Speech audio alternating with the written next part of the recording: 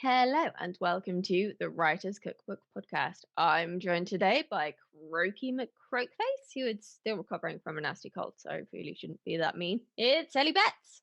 Ah, charming. And with me is Lady Croaky Voice herself. It's Christina Adams, but that's just her voice most of the time.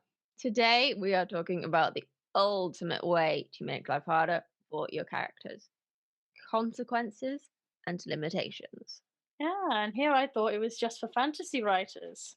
Usually, yeah, but is your asthma a limitation? Massively. And does my fibromyalgia have consequences if I overexert myself? So I hear. So why should our characters have a get out of jail free card because they don't need inhalers or sleep? Like where this is going, is this where we get insight into how you're so cruel to your characters? There's only one way to find out. Let's get started.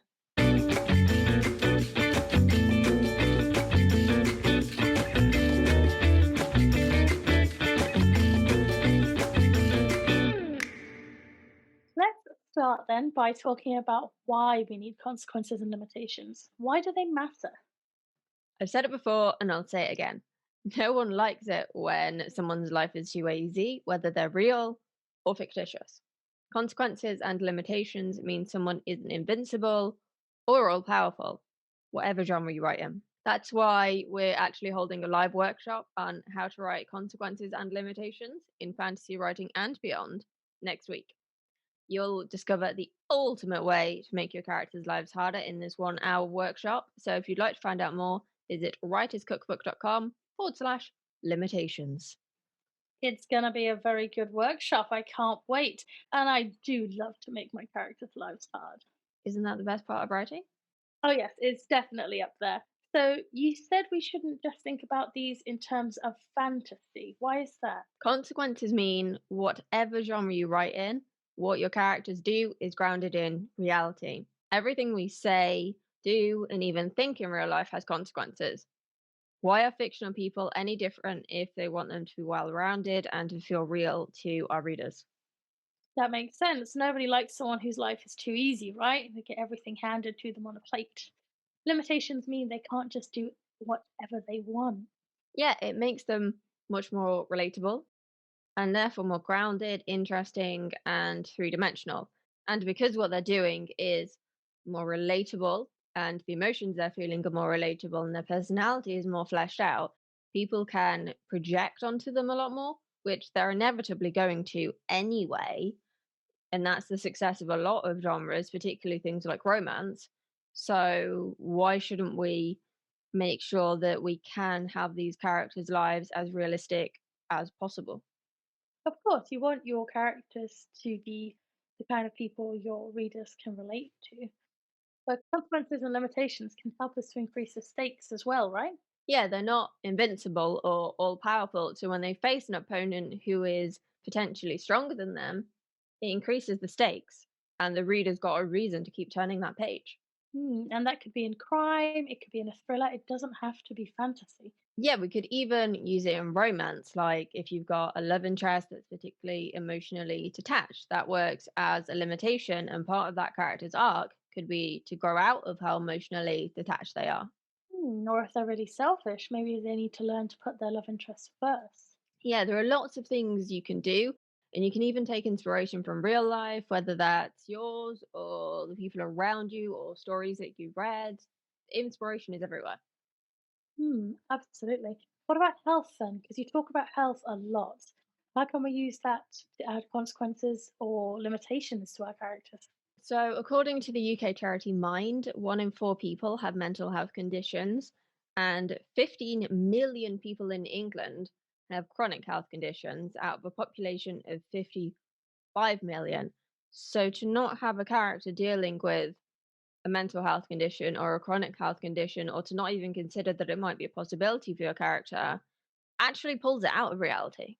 That makes sense. With that many people around experiencing those things, why not include that in your book? But many people even will look fine regardless of what kind of health conditions they may or may not have. Like me and you, we deal with certain bits and pieces, but most people who meet us in the street wouldn't know the difference.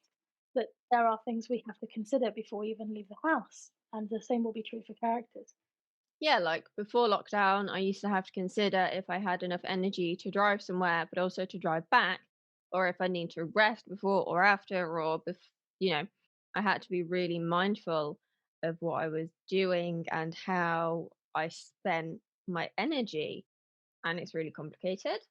And it can make the writing process more complicated, but it also then adds an additional challenge for your character, but it also makes them more human, more realistic, and it really pulls at the audience's heartstrings because I don't hasten to say pity, that feels like the wrong word, but they understand the additional challenges this character is going through. That makes sense. And some of these are invisible, which is what makes it challenging to represent, I guess. Yeah, there's a lot of judgment. I got a disability badge at the start of 2020 and I used it the last time I went to the supermarket. I parked in the disabled space and used my badge, and this woman glared at me while I was sitting in the car, kind of sorting my stuff out ready to leave, as if I wasn't entitled to have a disability badge because I look fine. That's the thing, people will judge before they know the full story. It's horrible that you have to go through that, and I'm sure lots of other people do too. But it goes to show how much just one small aspect of your life can have a daily consequence, even. Yeah, exactly. But it's not just about chronic health issues. We all get colds from time to time. Could you include that to make life a little bit harder for your character? I know I can't think of what fantasy show it was, but I remember a TV show where the character had a cold and they kept sneezing, and every time they sneezed, something would go wrong. It can be really good for comedy, but it can also be good for consequences and things like that.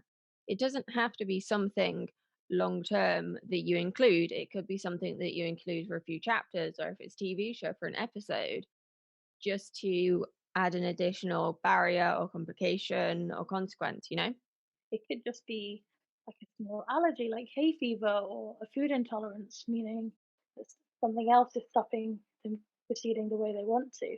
For instance, 20% of the global population have allergies or intolerances. That's a huge amount of people. So it's entirely realistic that your character would. Yeah, they can have a huge impact on the way someone lives their life. Like, for example, if you're lactose intolerant, if you're vegan, if you're allergic to certain meats, you have to be very mindful of where you're going out for a meal. And in books like romance, like women's fiction, where the characters spend a lot of time socializing in like restaurants and cafes and stuff, if your character has some sort of limitation in that regard, you need to be mindful of that. Like Tate in my What Happens in Hollywood universe is vegan, and so she has to be really careful where she eats and drinks. But because she does have a lot of money, she can basically just, you know, throw money at people to get that vegan food. But someone who comes from a less affluent background wouldn't be as fortunate and may really struggle to find foods that cater to their particular diet, whether it's a choice or something that's forced onto them. So including them in our stories normalizes them. I think you remember I'm a big fan of normalizing things. I had a interesting dream not long ago where I was just singing "Normalize It" on stage to everybody about different races and different abilities and different sexualities and whatnot in stories. So this is part of that. I won't sing the song. I would ask you to if you didn't have a sore throat. You know that, right? Yeah, I appreciate that. But it makes it easier to talk about. When things are normalized, they become less of a taboo subject and they should be talked about. Like people are wildly different and vast array of different personalities, and what makes people up is so different that it's good to include various different things and to normalize them. Yeah, even 10 years ago when I started to become lactose intolerant, it was still a little bit taboo, and people thought like I was doing it to be picky and not because dairy made me ill. And it wasn't really until I had a medical test to say, no, she's genuinely intolerant to this, it makes her ill, that people started to take me seriously. And you shouldn't need that for people to take you seriously. When something is more widely talked about, more widely accepted, then people are less likely to be as judgmental when someone can or can't do a certain thing that is expected of the able-bodied or able-digested people. Digestible. What's the correct way of putting that, would you say? Um, competently digestive, competent digestive system. Basically, no Uh, one, because everyone has something. Everyone has something, and that's the thing. Everyone does have something. So by all means, include it in your characters and have fun with it and use it as part of your plot. You know, you can use it as a limitation for your character, or equally, I guess if they eat something they shouldn't, you could use it as a consequence. And it's talking about things like this, though, that changes the dialogue around them, doesn't it? Yeah, it doesn't just apply to allergies and intolerances, although I do harp on about my inability to digest dairy a lot. It's important for mental and physical health as well, because as writers, we do have a duty to educate people. There's absolutely no reason we can't educate and entertain at the same time. They've never been mutually exclusive. People just assume they are because a lot of teachers at school and uni, unfortunately, are just not funny or inspiring. No Tell me offense to about any it. teachers that are. A lot of teachers are, and education works so much better when it is entertaining, when it is engaging for the audience. But try telling that to some of my old lecturers, especially on my BA. It was, such a snooze fest. Yeah, it's unfortunately pretty common. But limitations like their jobs can get in the way too. So, say a police officer who needs to follow the rules but may have to break them to solve crime. Yeah, in Happy Valley, she does that quite a lot because she's determined to get vengeance for something that happened to someone she cares about. And she does break the rules and get into trouble as a consequence, but also breaking those rules helps her further get towards solving the crime. So it's kind of it raises the moral questions of whether or not she did the right thing or didn't, and it has those grey areas and covers them absolutely beautifully. And I would definitely recommend checking out Happy Valley. I know it's on Netflix in the UK and possibly iPlayer as well. There are also naturally consequences of someone breaking those rules. It's unrealistic for someone who is in an important job like that to not face consequences if they break the rules.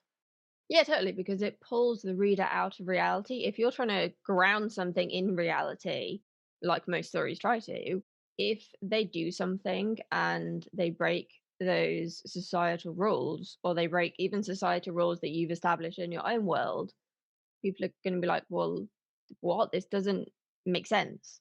Exactly. I mean, fantasy does have that a lot more. I think if you're trying to make it feel realistic, you don't want it to be filled with all powerful people. It's just not realistic, is it? It's not, no.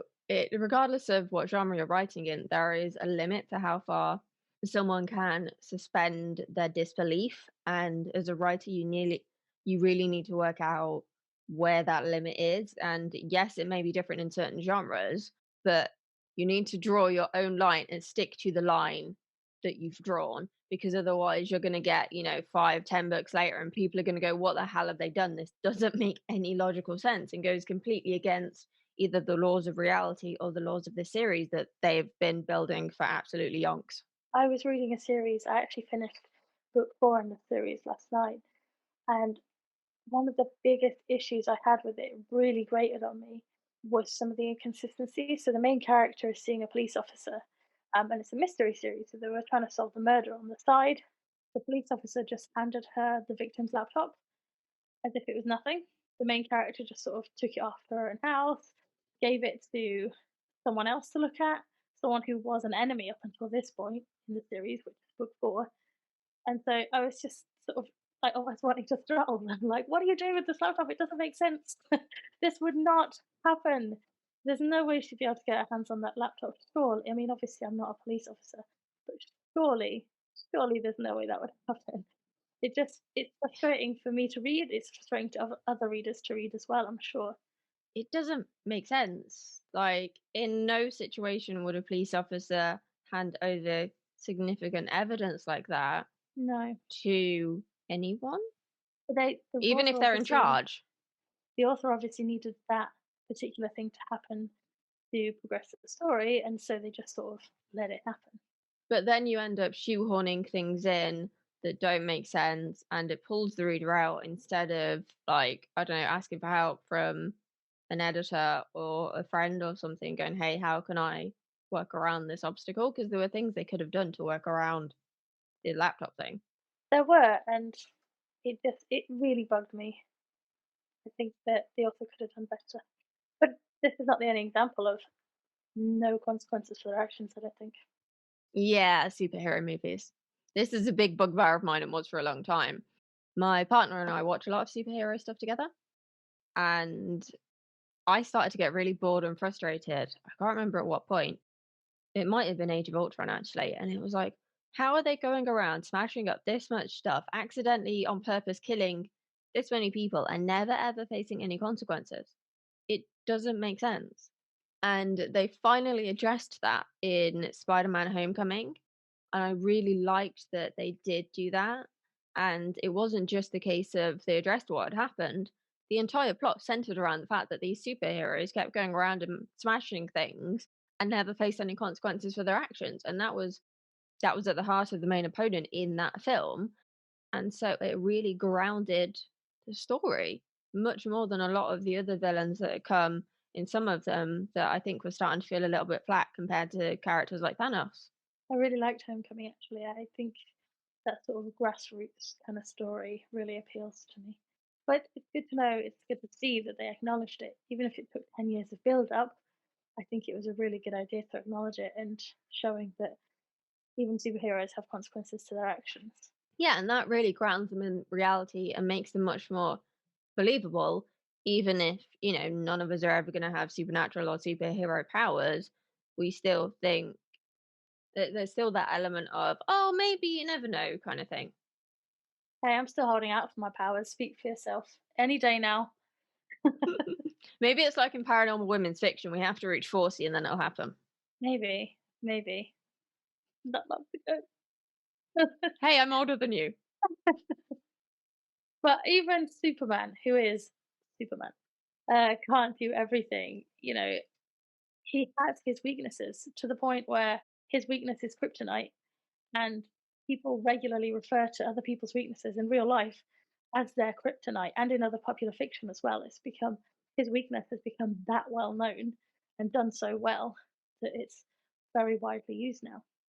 Yeah, kryptonite really humanizes someone who was designed to be super powerful at a time when we really needed a hero who was super mega powerful and potentially indestructible.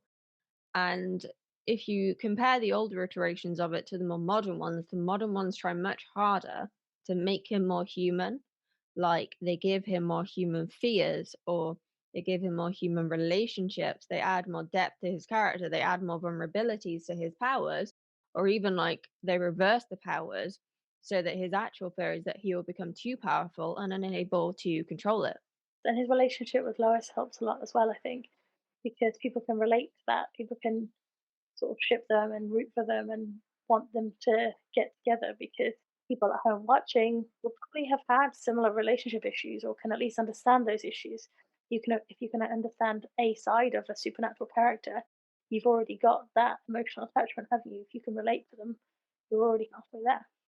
Yeah, exactly. And that can be why subplots can be really useful because they can help to add that emotional depth in something that is very plot heavy. Stuff like this is probably why paranormal romance is so popular because people can really project or fantasize about all these different powers or being with someone who's got magical powers. Different trends come and go based on what's happening in the world, don't they? Yeah, like witches and ghosts are particularly popular at the moment. There was a massive trend towards vampires and zombies like 10, 15 years ago. And everyone is very much bored of sparkly vampires who don't drink blood.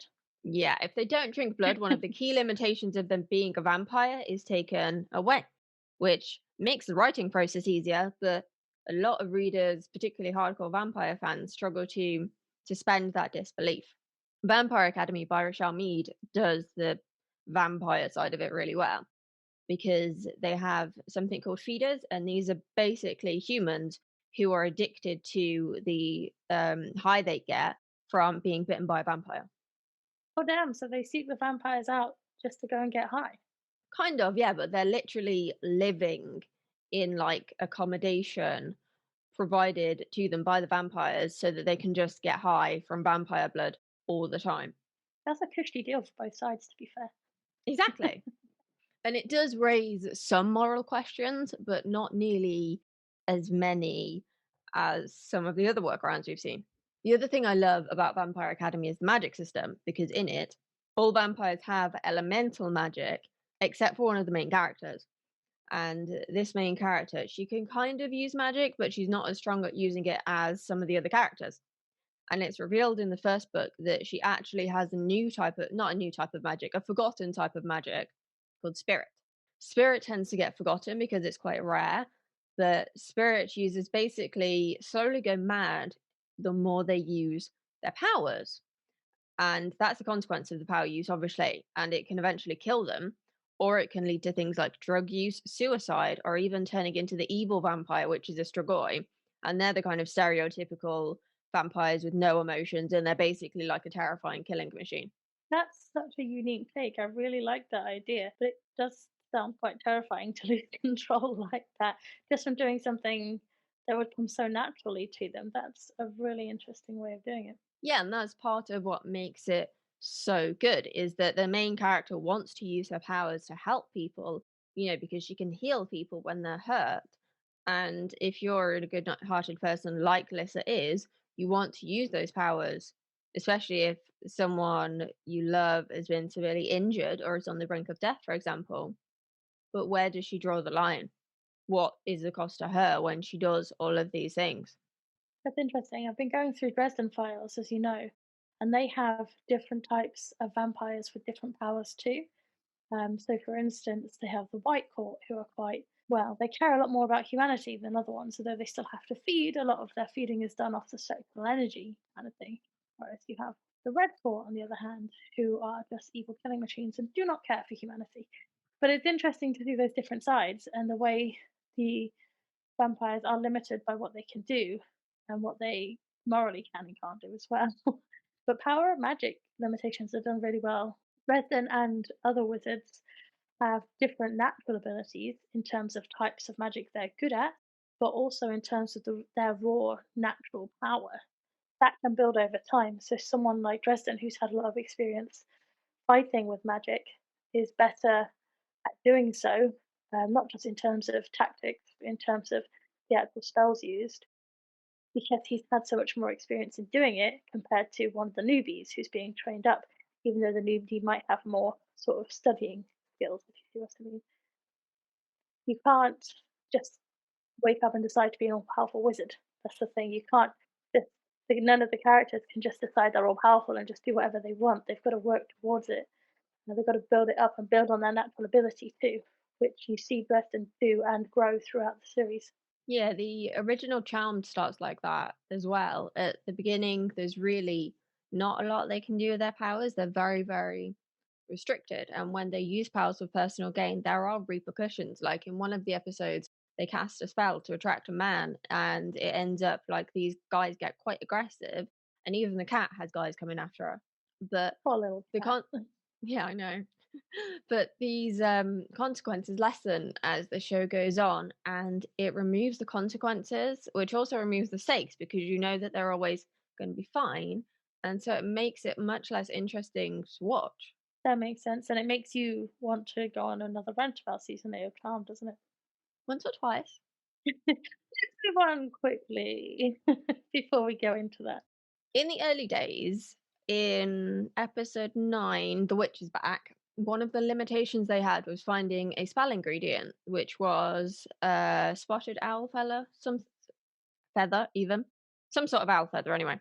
And because the animal was quite rare or extinct, I'm not sure which, Prue had to steal this feather from a museum, but she ended up getting caught stealing by her on again, off again boyfriend. Ooh, drama. If I remember rightly, she uses her powers to get away from him. And then over the course of the season, he gets more and more suspicious that she's a witch because of everything unexplained that keeps happening. And he eventually finds out, they permanently break up, and he's killed by a demon. So just a buttload of consequences dumped on her all at once, I guess. But fans still root for those two characters, and many others still ship them as a couple, even though they were only together for a handful of episodes. Which shows how good they were, I guess, both magically and romantically, and how there's no need to rush the build-up of your magic system or romantic relationship. Precisely. The reason that limitations are so important in fantasy is because you don't want to have all-powerful characters who can do everything they please, as I said before. There's no story there. There's nothing for the reader to want to read on for. You want your characters to struggle. They have to work for their payoff. Yeah, if everything comes easily to your characters, there's no reason for the reader to keep going. If the character solves all their problems on page one, why does someone need to keep going for the end of the book, let alone to the end of the series?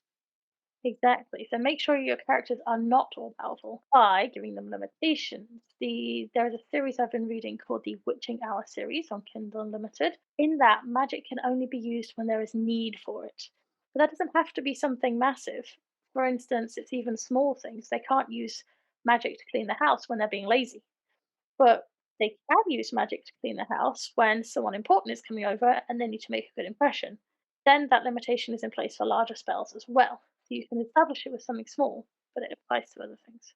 Yeah, and like sometimes when they think they desperately need a spell, the spell can either go awry, not work at all, or work in a way they didn't expect. Magic becomes a character of its own, but that's a story for another podcast. Another thing Vampire Academy does, again, is the blood thing. They don't shy away from the fact that the vampires need blood, and the vampires do genuinely get quite ill and quite weak and quite lethargic if they don't have blood, and also they become less powerful magically and physically, so they can't fight off the Strigoi who they've been at war with for, eons. Limitations can also be more physical, by which I mean not just related to your body and mind.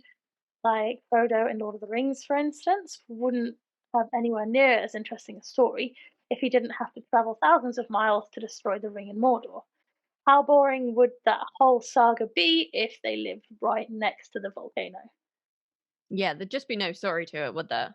And it wouldn't have warranted the Hobbit movies that came years later either. The story is good because of the physical limitations. A, of them being hobbits with no way of getting there aside from walking, and B, for all the hardships they face along the way. They're not magical creatures, really. They've got a lot to get through just to take the ring all the way to Mordor.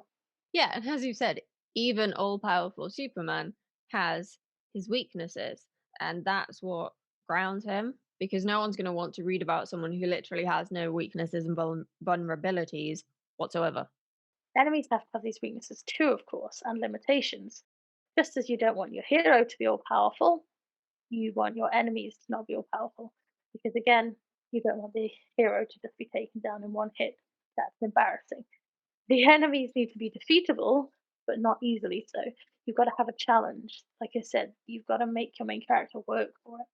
Yeah, like Thanos in the Avengers, he needed to track down each of the Infinity Stones in order to achieve his end goal, and all of the Avengers were obviously trying to stop him. But that took 10 years to establish because he can't just pop down to the shop and buy some Infinity Stones. It'd be so handy if you could, right? Totally. But Thanos again, would we wouldn't also have that many films. we wouldn't. We probably wouldn't have any films. But I Like would two, also maybe? watch that like no, it'd be just like a 5 minute skit of him walking into the shop and going, "Oh, you sell these? Oh, I need those!" And And just then like, it just cut to him going like, yeah, just doing the snap. I'd watch that. I'd watch that. I like Thanos though. He's an interesting enemy because even though what he's doing from our standpoint, from a human standpoint, is horrific, he believes he is doing the right thing.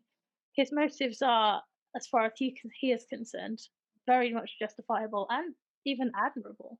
And he's so driven by these motives that they almost become a limitation for him. He's so consumed by getting it done in a way that he believes is fair, which is to just click his fingers and randomly reduce half of the population of the entire universe to dust. He fails to see that what he's doing is damaging, that he cannot see what he will be doing to people. Yeah, he didn't care because his mission was so important to him, and he really Mm. thought, if you halve the population, then there are more resources to go around. But it was super weird for people when they did eventually come back after they kind of defeated Thanos because they've been gone for 5 years. And the fact that it took the Avengers 5 years to do that shows that even the Avengers weren't invincible. Which is good. That's why it works. Because the Avengers aren't invincible, because they have to work for it and you can relate to it. Unlike Justice League, they did not spend enough time building up the world, the powers, or the characters. Yeah, there's this really key scene in both Justice League and the first Avengers film. And if you compare them, it shows you why one worked and why one didn't. And it's when they argue. And this creates rifts between these groups, obviously. And for the Avengers, there are very real consequences to this argument that they need to get over to defeat the big bad.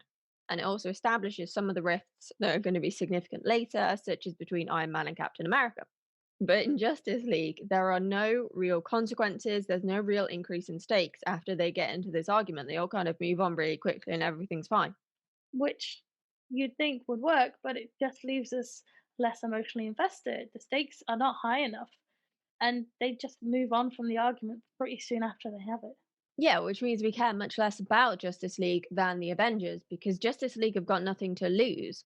Because first of all, the fight scene that came before the argument, they did pretty well, you know?